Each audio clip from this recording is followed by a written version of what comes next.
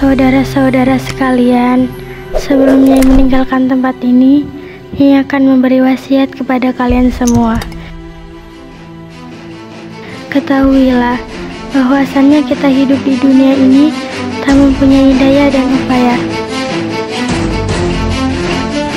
Aku hanya khawatir pada Nyai dan orang-orang yang mengikuti Nyai. Tidak perlu ada musyawarah di sana. Semua sudah jelas. Keberadaan di sanalah yang membuat orang-orang ini menjadi resah. Kau tidak usah menceramahiku. Orang-orang itu kesini membawa siasat jahat. Di sana jangan membantah apa yang sudah saya katakan. Saksikan drama kolosal Perjalanan Buyut Nyai Mas Cari, Perjanjian Tanah Gudang Batu, yang diperankan oleh Antia sebagai Nyai Mas Cari, Basuki sebagai Ki Entol Lawang Gede, Ahmad Sadar Indrajaya sebagai Muhammad Idrus, Miftahudin sebagai Ki Angker Rawaseta, yang disutradarai oleh Rahmatullah dalam Qurratul Aini. Narator Kiai Jazuli Yasin, editor Ahmad Dasuki, penanggung jawab Bapak Safidi sebagai Ketua Yayasan Nurul Ibad, Ustadz Ahmad Sufianti sebagai pimpinan Pondok Pesantren Modern Al-Wasilah, Ustadz Hussein sebagai Ketua Panitia. Selamat menyaksikan.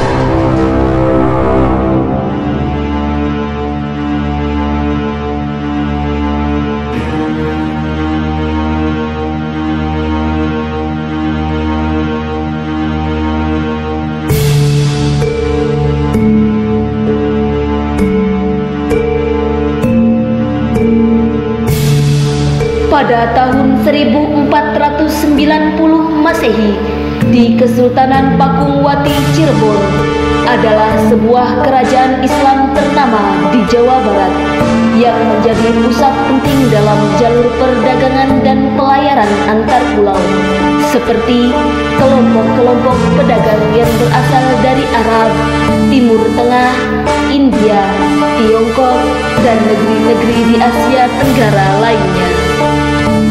Tentu saja, kerajaan Islam Cirebon mengalami kemajuan pesat pada masa itu. Baik agama, politik, dan perdagangan berkembang sangat maju.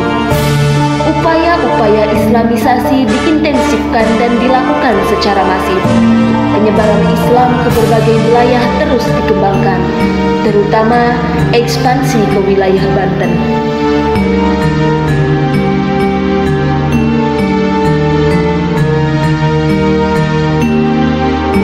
Kisah ini menceritakan tentang putri dari sebuah keraton bernama Nyai Mas Cari yang mengemban tugas mulia dari sang ayah, yaitu Syekh Nurullah atau Sultan Hud, untuk mengembara ke daerah Kulon dan didampingi oleh patih keraton yang bernama Muhammad Idrus guna menciarkan ajaran Islam dan ilmu tauhid. Adapun perbekalan yang dibawa yaitu berupa Al-Quran dan batu nisan. Perjalanan dimulai dari Cirebon menuju daerah Kulon dengan mengendarai seekor ikan talang. Sesampainya tiba di pelabuhan Karanghantu, Nyai dan patih pun berjalan menuju ke arah selatan. Tepat pada waktu subuh setelah sampai, lalu beliau menobatkan tempat itu sebagai kampung kasubuhan. Tidak menunggu waktu lama, Nyai pun mendirikan sholat 2 rakaat serta memanjatkan doa dan melantunkan kalam-kalam Allah.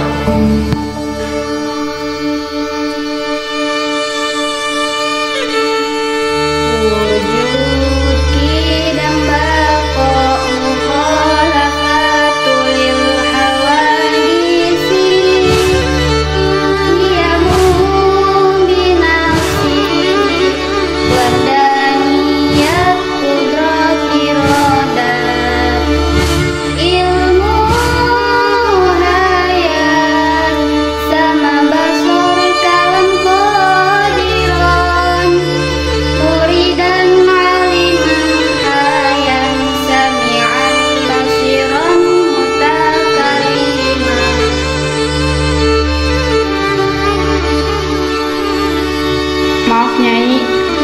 apa yang tadi dilantunkan Nyai. Suaranya begitu menyentuh kalbu dan bergetar seluruh tubuh ini, sehingga kami tidak dapat melakukan aktivitas kami.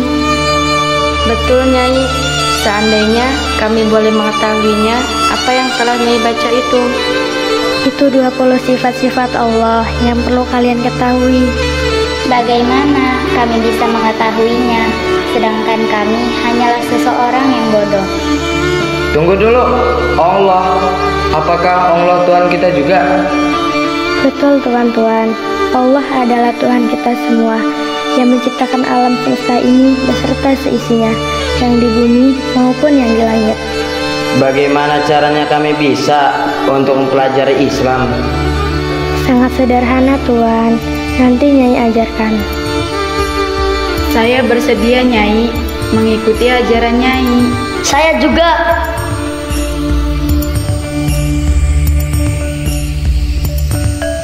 Nyai Mas Carik adalah seorang figur pendakwah Islam yang tidak pernah berhenti untuk menyebarkan agama Islam di wilayah Banten, khususnya daerah Kulon.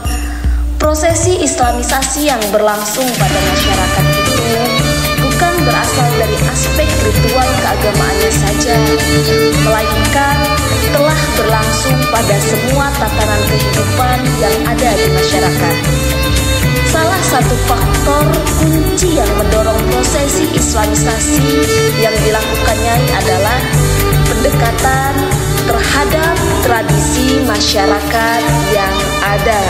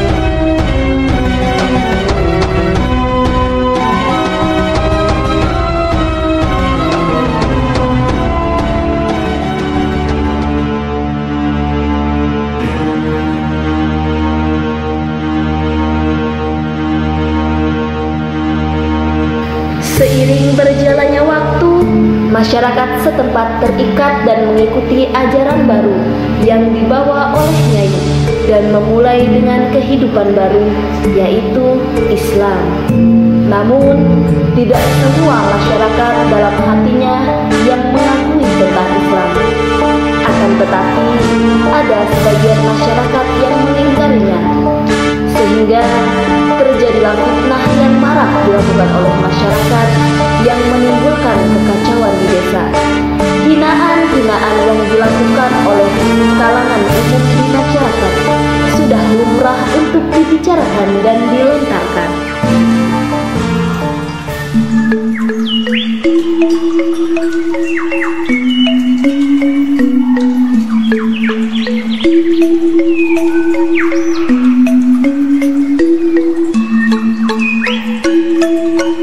Hei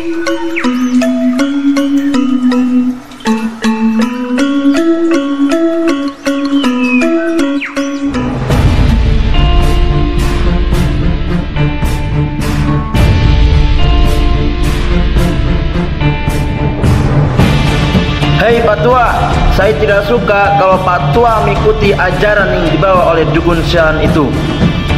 Hati-hati kalau bicara Tuan, nanti bisa kualat. Kau tidak usah menceramahiku.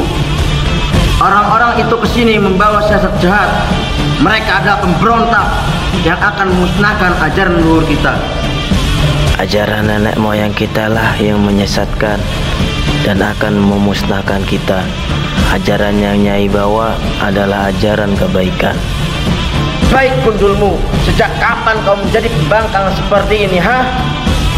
Jangan mengada-ngada Tuan. Agama Islam, agama keselamatan. Banyak makna di dalamnya yang bisa kita pelajari. Hah? Ya sudah, terserah Pak Tua sajalah.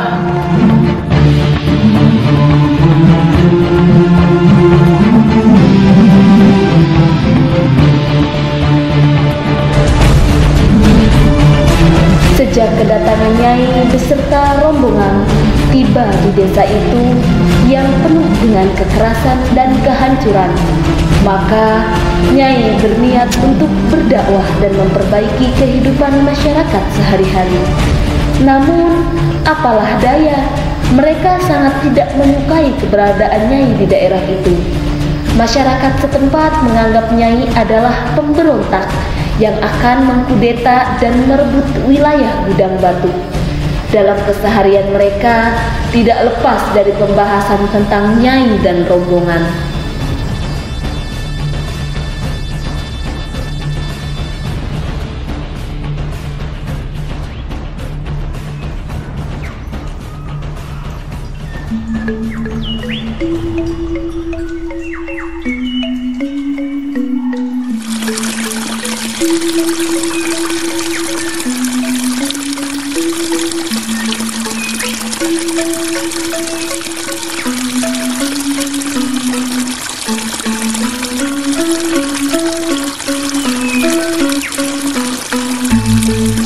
Aku dengar di desa kita kedatangan orang asing.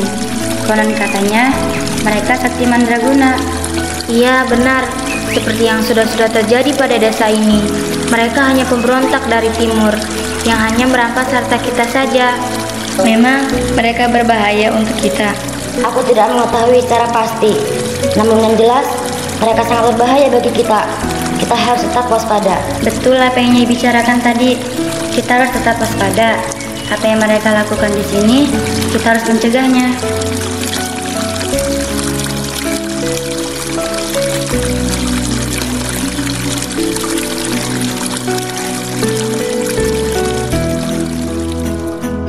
Kekacauan yang semakin tak terkendali membuat hati Nyai sedih dan pilu. Hari-hari Nyai selalu diselimuti dengan kegelisahan yang tak pernah kunjung ada habisnya. Di samping Nyai memikirkan orang-orang pengikutnya, di sisi lain juga Nyai harus mempertimbangkan langkah-langkah yang adil. Sang suami pun selalu memberikan dukungan terhadap Nyai tentang keputusan-keputusan yang diambil oleh Nyai.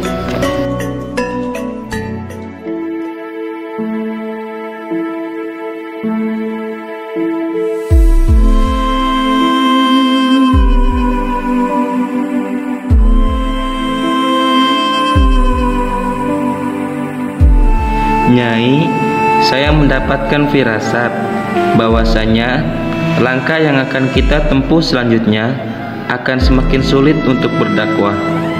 Berserah Gusti Allah, kita serahkan semua urusan padanya.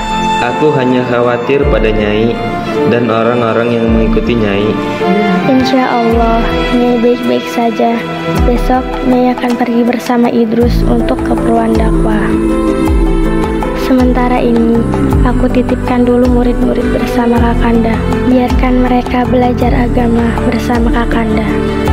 Baik Nyai, itu sudah menjadi tanggung jawab saya sebagai suami Nyai. Terima kasih Kakanda sudah mau mengerti keadaan Nyai. Sama-sama Nyai, saya akan selalu mendukung sepenuh jiwa raga ini demi agama Islam.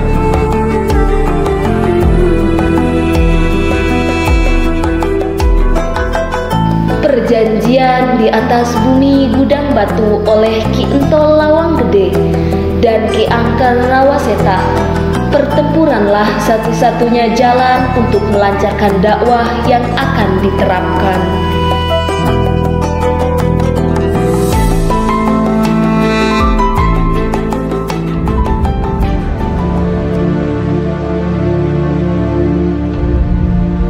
Sebaiknya Kisana dan yang lainnya tinggalkan tempat ini secepatnya. Kalau tidak, aku tidak bisa menjamin keselamatan Kisana. Apa tidak sebaiknya kita musyawarahkan dulu, Tuan? Tidak perlu ada musyawarah Kisana. Semua sudah jelas. Keberadaan Kisana lah yang membuat orang-orang ini menjadi resah. Kedatangan kami ke sini mempunyai itikat baik. Justru orang-orang Tuan lah yang mempunyai niat tidak baik kepada kami. Kisana jangan membantah apa yang sudah saya katakan. Perkataan Tuan seolah membenarkan yang bersalah dan menyalahkan kebenaran. Tradisi leluhur Tuan lah yang sudah tidak patut untuk diikuti.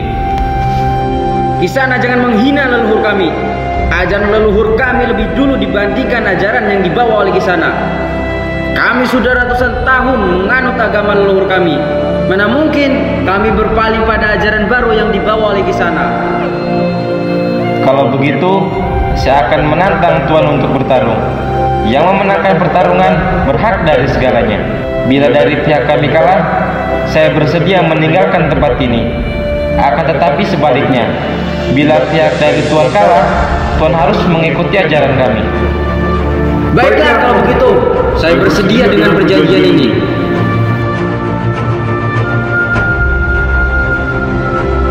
Keesokan harinya, Nyai dan Patih memulai tugasnya menemui orang-orang di sekitar. Sedangkan sang suami tinggal bersama murid-muridnya untuk mengajarkan ilmunya. Dalam perjalanan dakwahnya, tidak sedikit orang menghina dan mencaci maki Nyai. Bahkan ada juga yang ingin membunuh Nyai. Akan tetapi hati Nyai tetap tegar dan tak tergoyahkan oleh semua itu.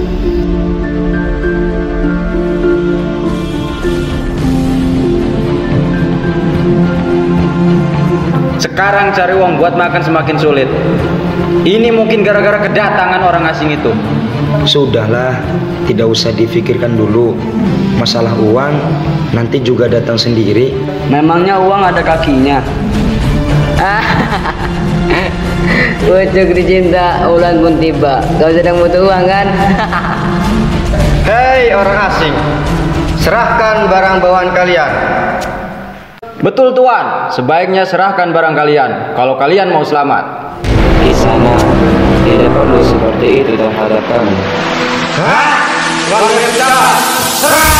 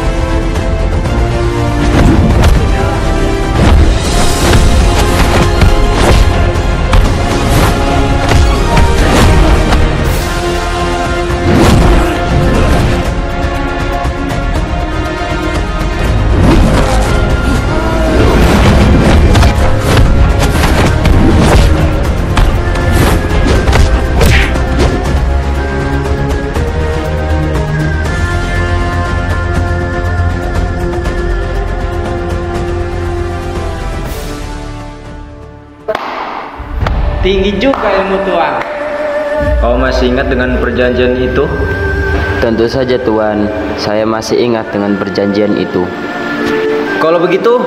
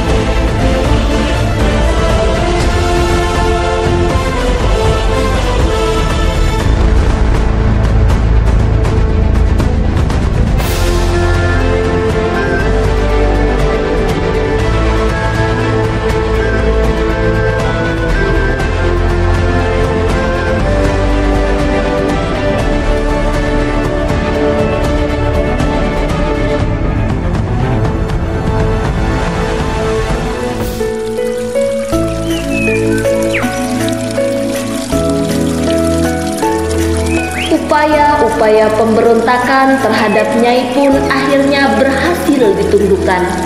Pada masa inilah di mana awal berkembangnya agama Islam di tanah Gudang Batu, yang mulanya menentang dan membangkang terhadap ajaran Nyai Mas Carik, kini menjadi tentram dan damai. Perkembangan demi perkembangan terus berjalan.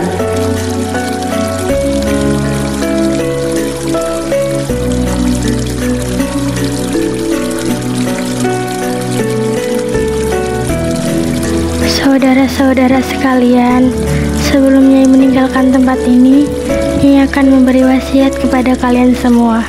Ketahuilah bahwasannya kita hidup di dunia ini tak mempunyai daya dan upaya, serta kekuatan untuk menentukan kebenaran yang sejati. Kita semua dalam kekuasaannya dan dalam genggamannya. Sebab itu, jagalah salat 5 waktu kalian, perbaiki dan terus perbaiki. Jangan sampai kalian tinggalkan, pelihara hubungan harmonis antar sesama umat manusia. Sudah sepatutnya kita saling mengenal dan menghormati, bukan untuk saling bercerai-berai dan berperang angkat senjata.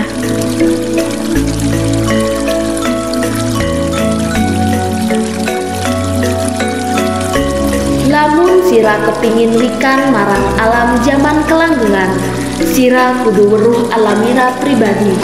Lamun sira during nikani alamira aduh ketemune, yen sira wus nikani alamira pribadi, mara sira mulanga marang wong kang during nikan. Lamun sira wus nikani alamira pribadi, mara sira mulanga gengan ikut cedak tanpa senggolan, adat tanpa wangenan. Lamun sira during wikan alamira pribadi, mara takona marang wong kang wus wikan. Lamun sira during wikan kadang ngira pribadi, coba dulu nen sira pribadi. Kadang ngira pribadi ora beda karo jeneng sia pribadi, gelem nyambut gawe.